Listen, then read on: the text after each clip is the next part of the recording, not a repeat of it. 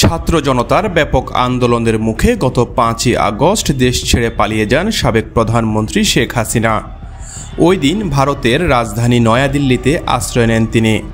কথা ছিল দিল্লি হয়ে বোন শেখ রেহানার সঙ্গে যুক্তরাজ্যে চলে যাবেন তিনি, তবে সে সুযোগ পাননি শেখ হাসিনা। 5 আগস্ট দিল্লির বিমান ঘাঁটিতে শেখ হাসিনাকে বহনকারী বিমান অবতরণ করে। এরপর তার নিরাপত্তার দায়িত্ব নেন ভারতীয় বাহিনী।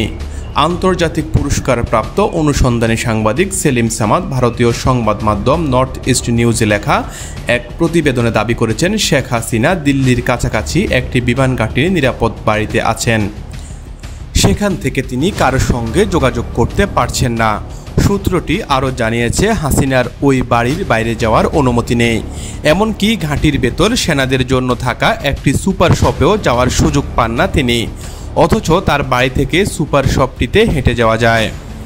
শেখ হাসিনার মেয়ে সাইমা ওয়াজেদ বিশ্ব স্বাস্থ্য সংস্থার আঞ্চলিক পরিচালক হিসেবে দিল্লিতে অবস্থান করছেন, কিন্তু তিনি এখন পর্যন্ত তার মায়ের সঙ্গে দেখা করার সুযোগ পাননি, যদিও শেখ হাসিনা 1 মাস ধরে দিল্লিতেই আছেন। শেখ হাসিনা যখন ভারতে পালিয়ে যান তখন তার ছেলে সজীব ওয়াজেদ জয় জানান তিনি দিল্লিতে গিয়ে মায়ের সঙ্গে দেখা করবেন, কিন্তু জয়কে দিল্লিতে আসতে বারণ করা হয়।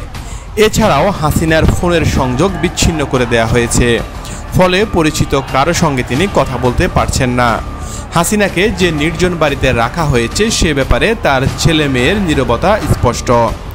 অনুসন্ধানী এই সাংবাদিক প্রতিবেদনে আরও উল্লেখ করেছেন, প্রধান উপদেষ্টা ডক্টর ইউনূস শেখ হাসিনাকে ফেরত চাওয়ার ব্যাপারে ইঙ্গিত দিয়েছেন।